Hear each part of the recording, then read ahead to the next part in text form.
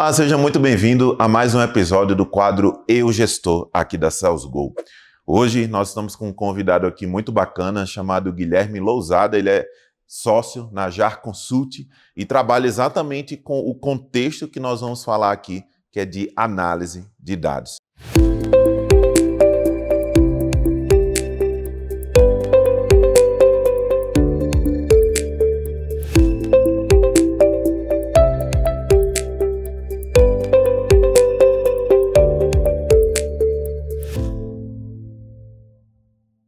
Então, Guilherme, muito bem-vindo. Obrigado pelo convite, primeiramente, né? Bom, como o Sócrates falou, eu sou o Guilherme, eu tenho bastante background em análise de dados, tenho formação em gestão estratégica de negócios, tenho background em engenharia também, então, desde sempre, tudo foi calculado para mim. Então, acho que tem tudo a ver aqui com o papo de hoje. Em que momento você percebeu que precisava olhar para os números para entender os próximos caminhos aí, tanto na empresa da JAR Consult, quanto para os clientes de vocês? Como background, né, tem tudo isso daí que eu comentei, e hoje na consultoria, né, eu acabei não comentando, mas eu sou sócio lá da JAR Consult, uma consultoria de Power BI, né, a gente faz toda a parte de levantamento de requisito com os clientes, né, então a gente entra, entende as dores, entende os desejos também, né, que muitas vezes não tem tanta dor, tem também muita vontade de melhoria, e a gente propõe meios para se conseguir chegar nisso, né, conseguir medir e conseguir ver se as coisas estão indo no caminho correto. Né? Então, assim, hoje, todo esse background que eu tive, eu acho que ajuda muito, né, nessa questão de entendimento, de saber onde se quer chegar e preparar os meios, né, para conseguir atingir os objetivos. Tu acha, Guilherme, que os clientes que vocês têm, né, que acabam tendo essa necessidade de ter acesso aos dados de maneira mais fácil, mais simplificada, em que momento deles, por que eles procuram vocês? Quais são as principais dores? Os KPIs que as empresas têm, não adianta a gente querer bolar um KPI que ele desenha muito bem a nossa necessidade, mas que ele não seja acessível, né? E acessível em qual sentido? De ter braço para se chegar nesse KPI, né? Então, assim, muitas vezes a gente vê que os clientes têm dores de, eu fico no relatório mensal que eu tenho que mandar 16 horas fazendo relatório, né? Porque tem que fazer um monte de PROC-V lá no Excel, né? É uma dor mesmo entregar o KPI, que muitas vezes o KPI é um KPI que ele está modelado da forma correta, né? Que ele mede o seu negócio de uma forma muito boa, mas que ele não consegue ser atingido, né? Ser calculado, chegar lá na última linha de uma forma simples, né? Então, assim, eu acho que o KPI, para ele ser um KPI legal, ele tem que ser modelado corretamente, matematicamente, que traduz o seu negócio em números, né? Ele tem que ser acessível, e aí eu acho que é onde a gente entra muito, né? De viabilizar, automatizar toda essa informação. Então, explicando aqui por cima um pouquinho, o que a gente faz é chegar nas bases que os clientes têm e traduzir isso em resultado, né? Em informação útil, né? Não só o dado bruto ali, para tomada de decisão, para mensuração do que como está sendo o negócio, né? O caminho do negócio.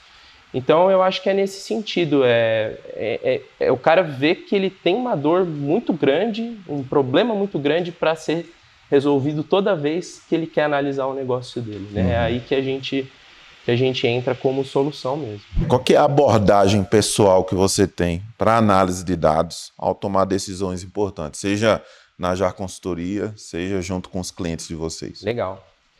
Eu vou falar um pouquinho primeiro da JAR, né? Como assim, a gente está dentro do negócio, né? E isso a gente até comenta com os nossos clientes. Quando a gente entra como consultoria, a gente não vai saber mais que o cliente sobre o negócio dele. Claro. Não tem como, né? Eles estão ali dentro, eles estão vivendo o dia a dia. A gente é um ótimo pensamento fora da caixa, trazer nossa bagagem do que a gente tem de experiência com outros clientes também, né? Coisas que muitas vezes a gente vê que deu certo no ramo de serviço e, cara, pode funcionar muito bem na indústria, né? Soluções e análises que são muito parecidas, né? Então, assim, dentro da JAR, né, eu gosto muito de trabalhar com cenários, né? Então, quando eu tenho dúvida para qual caminho que a gente vai seguir ou pode seguir, eu tento fazer a modelagem ali, eu tento criar um racional para se estimar cada um dos cenários que a gente está pensando, e aí o que fizer mais sentido ali, baseado no modelo que foi feito, a gente consegue chegar, né? E isso muitas vezes parece que está sendo um pouco abstrato aqui do que eu estou falando, mas muitas vezes é um Excel mesmo, né? É isso. Um papel de pão ali para você fazer, listar, né, as coisas de forma, muitas vezes, qualitativas também, não só quantitativas, né? Então, e ver e tomar decisão baseado também no background que você tem, né? Não só em números, que eu acho que isso No é feeling, né? importante, no feeling. Tem um pouco de feeling, né, cara? Porque assim, às vezes, como gestor, né, você vê também, cara, isso aqui, será que dá certo? Pelo que eu tenho de experiência, normalmente isso aqui não deu certo. Né? Então você também vê o valor qualitativo, que muitas vezes é complicado de se mensurar em números, né? Dá para ter alguns recursos, né? Por exemplo, risco, eu vou lá, eu tenho duas decisões que eu preciso tomar, né? E de resultado elas retornam a mesma coisa financeiramente, vamos supor. Mas essa aqui tem um risco que eu chutei com uma nota 3, né? E esse aqui tem um risco que eu coloquei como uma nota 5, por exemplo. Então, se os dois trazem o mesmo retorno, eu vou para o menor risco. Né? Então, assim, eu acho que essa questão de cenários é muito, muito legal. Né? E isso dentro da empresa hoje que a gente dirige, porque no cliente, muitas vezes é trazer o olhar de fora. Tudo que é medido pode ser melhorado. Né? Então, eu acho que isso é uma coisa muito verdadeira, né? Porque, cara, se você não está medindo ali, como é que você sabe se você andou para frente ou para trás? Pode nos contar aí sobre uma situação em que a análise de dados foi crucial para a tomada de decisão, tanto que vocês da Já Consult tomaram uma decisão importante na empresa de vocês, ou em algum cliente que vocês tiveram que, junto com o cliente, a decisão ali que vocês mostraram que seria mais viável, ela fez a diferença ali para aquele cliente. Na JAR, eu acho que o melhor exemplo que a gente teve foi a questão do investimento em uma feira que a gente foi expor nesse ano. Né? Foi uma coisa que, para mim, foi um grande divisor de águas da empresa mesmo. Né? A gente abriu nossos olhos para outras frentes de negócio, né? Desenvolvimento de produto, que antes a nossa empresa era só focada mais para a questão da prestação de serviço mesmo em consultoria.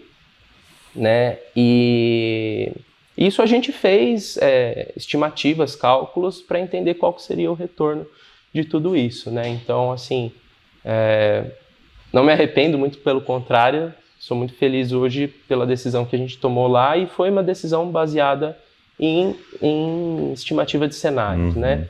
E para um cliente, Sócrates, eu acho que tem um cliente nosso que a gente faz dashboards para época de Black Friday, né?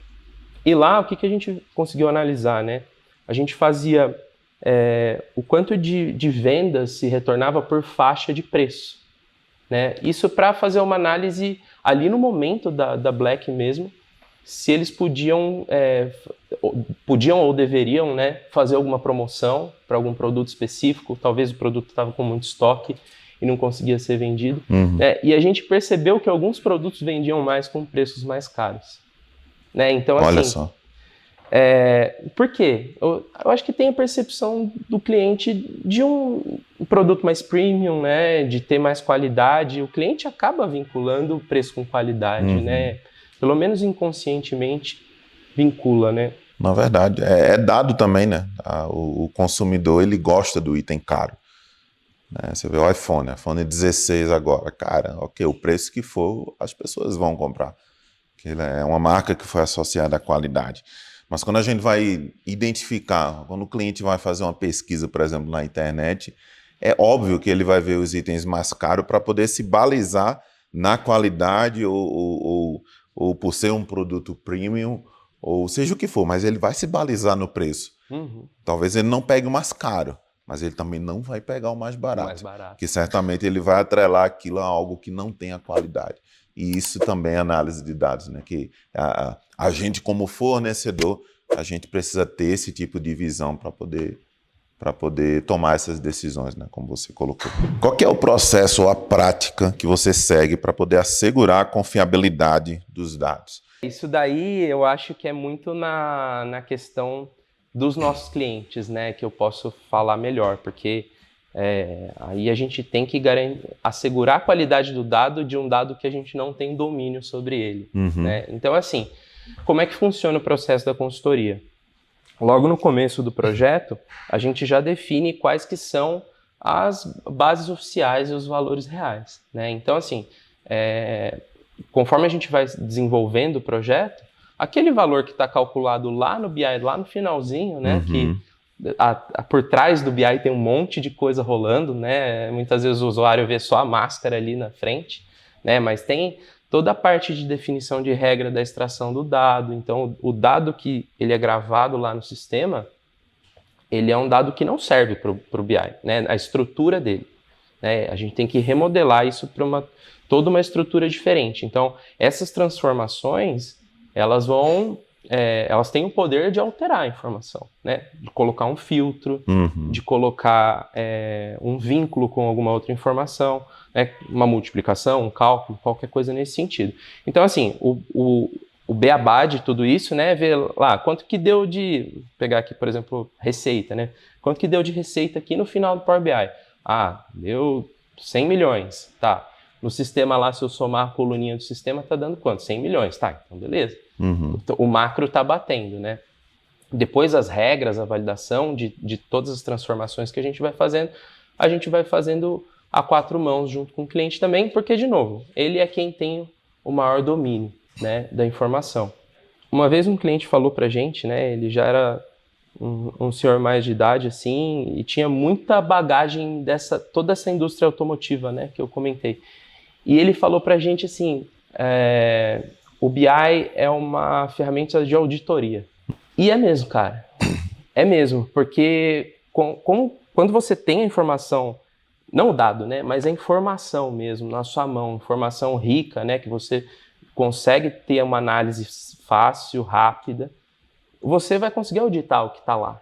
Você vai conseguir pegar os desvios mais fácil, né? Então, assim, o BI, por ser BI, né, a definição própria de BI, ele já garante, de certa forma, né? Lógico que tem que ter o usuário lá trabalhando com a ferramenta, né? Se o usuário não trabalhar com a ferramenta, pode ter a melhor ferramenta do mundo, nada vai acontecer, né? Mas se o usuário trabalhar com a ferramenta, as coisas automaticamente vão sendo limpas para que tudo esteja mais redondinho, as coisas estejam casando com as regras que são definidas para aquilo lá. O BI ele também acaba sendo o grande auditor da operação do cliente, né? Porque assim, ele vai mostrar dado de tudo. Então, se tu pega os 100 milhões macro, mas cara, numa empresa em que eu tenho subempresas que cada uma também geram receita, e eu vejo que em uma determinada subempresa a receita está negativa, cara, tem algum problema na operação. Eu não estou usando o meu sistema financeiro direito, está acontecendo alguma coisa ali. Não é possível que seja negativa a receita. Não existe receita negativa. Então, ele acaba sendo esse auditor aí também, até para ver se a operação está fazendo bem o seu papel. Pode nos contar aí sobre uma mudança cultural que você observou devido à utilização de dados? Cara, isso aí é dia a dia nosso. Quando a gente vai entrar no cliente, né, por mais que o cliente esteja aberto, né, a inovação, né, a análise, a dado, a tomada de decisão em cima de dados, né, eventualmente vai ter algum entrave para a consultoria entrar no cliente, porque muitas vezes por falta de confiança daquilo lá está sendo uma caixinha preta, que ele não sabe o que está acontecendo e o valor está sendo devolvido lá na frente, né? Assim, quem mexe no dado e quem põe a mão no dado, a pessoa vai claramente confiar mais no que ela está fazendo e vendo o que está acontecendo do que uma coisa ali, né, que simplesmente processa tudo aquilo lá que ela faz e devolve um valor no final, né? Mas assim, conforme a gente vai desenvolvendo projetos, né, nas empresas, e os outros gestores acabam vendo a velocidade que o gestor que tem essa informação na mão consegue tomar decisão, consegue atuar, muitas vezes consegue atuar preventivamente, né, proativamente ao invés de reativamente, porque quando você demora para ter informação na mão, você muitas vezes tem que tomar ação depois que o problema já aconteceu. Uhum. E muitas vezes a gente fala, né, que com o dado na mão, né, com as pessoas tendo a informação sem precisar ter que trabalhar nela para chegar nela mesmo, né, as pessoas que são contratadas, elas vão de fato fazer o trabalho para que elas foram contratadas, né? Então, por exemplo, num time comercial, você tem vários analistas que são contratados para boa parte do tempo deles ficar fazendo Excel, né? Ficar fazendo PROC-V, filtro, né? Para chegar no relatório final. E imagina se você não tivesse que usar o tempo de todas essas pessoas para meter a mão na massa, né, e chegar ali no resultado final e já ter informação na mão para tomar ação e trabalhar com a melhoria, né, de processos, né? Então, assim, eu acho que isso, a hora que os líderes, né, até os analistas mesmos percebem o poder que isso dá, né, e o alívio de tempo que isso dá para eles também, aí é muito rápido, assim, a virada de chave, sabe? De entender o valor da ferramenta, né? De aquilo não ter erro também, porque sempre o dado...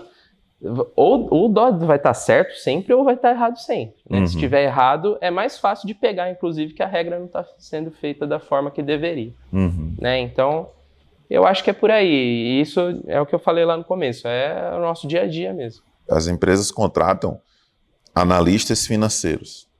Aí às vezes eu dou uma palestra e eu falo, vocês não são analistas financeiros, vocês são planilheiros. É, isso mesmo. Planilheiro, não tem análise nenhuma aí.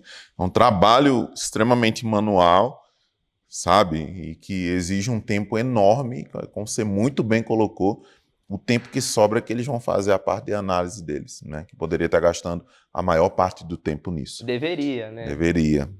Para finalizar, então, Guilherme, como é que você vê o futuro da análise de dados na gestão das empresas? Legal. Eu acho que, assim, o movimento que está tendo hoje, né, de ferramentas, né, a gente fala de BI, Machine Learning, IA, tudo isso, com certeza vai contribuir positivamente para cada vez se tomar menos decisão baseada em feeling. Da parte operacional de tudo, né, o grande motivo para não se tomar a decisão baseada em dado é a dificuldade de chegar no dado, né? São os planilheiros que você comentou, né, de você ter que ter uma equipe super inflada, né, para conseguir fazer um trabalhinho ali no final, que é o que sobra de tempo, né? Então, assim, eu acho que a viabilidade vai melhorar muito, né? Já tem melhorado muito mesmo, né? Você vê, assim, o poder que você tem, eu falo da Microsoft porque é o que a gente tem de background, né? Mas o poder que você tinha de automação com Excel e o trabalho que era de você fazer tudo em VBA, por exemplo, para a velocidade que você tem nas coisas e a qualidade da entrega final também que você tem no Power BI. Nossa, VBA, cara. Então. Um pouco de tempo. Faz tempo. Mas é o que tinha na época, né? Então, assim, eu acho que isso é um ponto muito positivo e tem tudo para melhorar, né? Para viabilizar. E aí vai depender, eu acho que muito da questão de pessoas, né? De tomada de decisão, se vai seguir por esse caminho ou se não vai ficar fechado, essa porta vai ficar fechada, né? Que é a questão de aceitar essas novas tecnologias e que elas só vêm para ajudar, né? Em nenhum momento o intuito disso é atrapalhar, muito pelo contrário. Bom, então, assim a gente encerra mais um episódio aqui do Eu Gestor, da SalesGo. Agradeço demais ao Guilherme pela presença, pela experiência compartilhada. Se quiser deixar aí alguma mensagem final, Guilherme, fica à vontade. Bom, eu que agradeço aqui o convite. Eu achei que foi uma troca muito, muito proveitosa aqui. Espero que eu possa ter ajudado alguma pessoa aí com as palavras. E obrigado. É isso, muito obrigado e até o próximo episódio. Tchau, tchau.